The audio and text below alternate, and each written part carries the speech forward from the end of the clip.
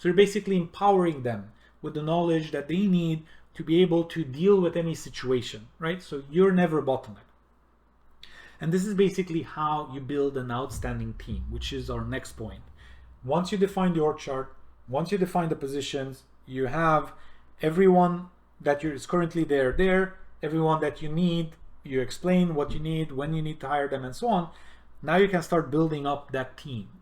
And how do you build that team is, number one, you hire people that play at the things you do. For example, again, you know, I don't like to do repetitive things. So what I do is I have a business administration team of 4 people. Literally, we have 4 people that do everything that needs to be done in all of our 8 businesses. And then I don't need to do any of that. I can literally focus on creating content like this. I can focus on writing amazing books, partnering up with co-authors. I can network, I can bring new projects, I can start new companies. I can do everything I want to do and everything that I'm good at because I play at this stuff. I enjoyed writing this book. I'm enjoying sharing all of the information here with you. And by the way, give us feedback, like the video, share it with people, and so on and so forth, so more people get it. At the same time, this is what I enjoy doing. This is what my team would hate doing. I literally have one person on my team that told me, Robert, I can do any administrative work you want, but please do not make me get on the phone with anyone. I'm like, what are you talking about? Why? Like, I have a phobia of getting on the phone. Like, no, I do not believe that.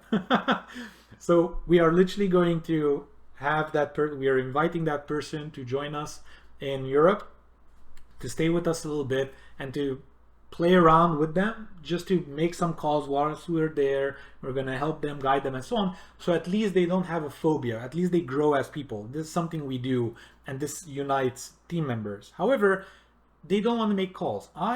No problem. Who do you want me to call? Who do I need to speak to? What do I need to get done? No problem. I play at that. My team, I know another person on my team, if they need to call a government office, they postpone it for weeks. They're willing to go through email over and over and over and forms and everything. They're willing to do all of that. And they do it perfectly and they get everything perfectly, but they're not going to make a phone call. So we complement one another. They do all of the paperwork, they do all of the clerical work, all of the administrative work, everything they do. I need to do none of that.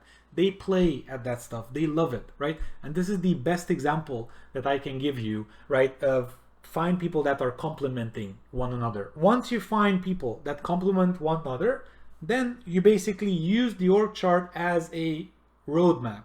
Hey, I have this person that's in charge of marketing. Okay, well, what do they need to do? What are the KPIs that they are responsible for that they love to do? They love to post things on social media. They love to send emails to people. They love to book speaking engagements, like, you know, doing PR work or podcasts or whatever. This is what they love to do. So define everything there and give it to them so that everyone in the company starts playing, not work. So these are basically their superpowers. Whatever people's superpowers are, including yourself, you need to do more of that, because that is something you do naturally. That is something you feel like, I haven't worked today. It just gave me energy. I've done so much, right? Those are things that you can start doing at 8 p.m. and at 12 midnight, you're still doing them because you're so excited. Within all of these roles, something that I want to make very clear is that you cannot have, or you should not have, tasks for anyone. The only thing you should have is outcomes. For every single role, you should define outcomes. What is the outcome that I expect out of this role? For example, when I started working with the person or with the people that we're doing social media for and so on and so forth, I made it very clear. The outcome is not to film videos and post them on social media. Those are tasks. The outcome is the 2 outcomes. Number 1, to leave value, to add value to people, because remember, creating value is what we do. And then number 2 is to get some form of reward from that. More leads, more opportunities, more speaking engagements, whatever that is, more opportunities. These are the 2 things that we will use to measure success. So if anyone watching this video leaves us a comment, hey, this was amazing, this helped me, this whatever, or sends us an email, likes or whatever, all of these show us that, okay, we're adding value to people's lives. And then if anyone watching this video comes to us and says, Robert, we have an amazing event coming up here in London, whatever, come be the main stage speaker or whatever, that's an opportunity that we now got from this video that makes it worth it. Or we have a team, come do consulting with us, or we need marketing, whatever it is, right?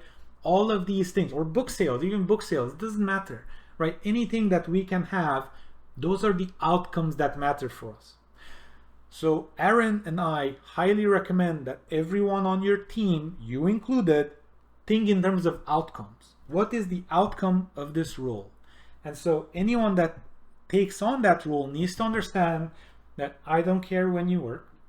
I don't care whether you post 5 videos or 10 or 50. I don't care about any of this stuff. The only thing I care about are these 2 outcomes. Are we adding value to people through the content that we publish, and or is that content generating business for us? These are the only 2 things that we care about. If those 2 things are 0 for enough consecutive weeks, you need to understand that you will have to be let go. This project isn't working. However, if it's off for 1 week and you tweak, and then the next time we tweak again and we tweak again, and by the end of month 1, 2, or 3, we start getting some positive trends, like positive income coming in and so on and so forth, then we can say, okay, this is working. It's working at a certain extent, maybe at the extent we wanted to or less. However, the outcomes are slowly being achieved. So focus everything on outcomes. This one shift alone is worth thousands of dollars, millions of dollars, if you're already making millions. Stop giving people tasks. Give them outcomes. Say, I want clients to have a 9 out of 10 satisfaction rating when we do surveys. That's the outcome. However you make that happen, whether you have, whether you send them pretty pictures of cats, or whatever you do, it doesn't matter what you do, but they need to be happy, right? This is the outcome. These are some guidelines, and we'll talk about that in a second, but this is the outcome, okay? Every week, think in terms of outcomes, not tasks. After that, another principle that helps a lot in building this team and empowering your team is to think of everything that you do from a personal standpoint in terms of investments, not expenses. When managers hire people, then they typically put them as expenses. Hey, this is the expense of whatever it is that we're doing right now. Let's say hiring a marketing person to do PPC, right? Paid advertising. Let's say their salary is 2K, and that is the expense. Instead of thinking of anyone on your team as an expense, or anything that you do as an expense, think of every single thing as an investment. The reason for this is because once you think of things as an investment, you're thinking as an investor. What does an investor want? Well, an investor wants a return on their investment. If you think in terms of outcomes, you think, okay, let's say I work with this marketing person for 3 months. I paid them $2,000 a month, that's $6,000. By the end of month 3, I basically need a return on investment of at least $6,000 for me to break even on working with this person. So think of everyone as an investment. Whether you hire an administrative person, whether you hire a marketing person, a salesperson, doesn't matter. Everyone has to give you a positive ROI. You have to give yourself a positive ROI. Are you working an entire month and is your salary the same as the owner of the business? Well, then probably you're not doing something right. Because if you can't afford to pay yourself more, either in dividends or in assets or in something or in salary, then that means you're not succeeding as the owner of the business, because this asset isn't growing enough to pay you enough dividends or to give you more dividends or whatever. And again, I don't want to make this all about money. However, money is the easiest thing to measure. It's either there or it's not there.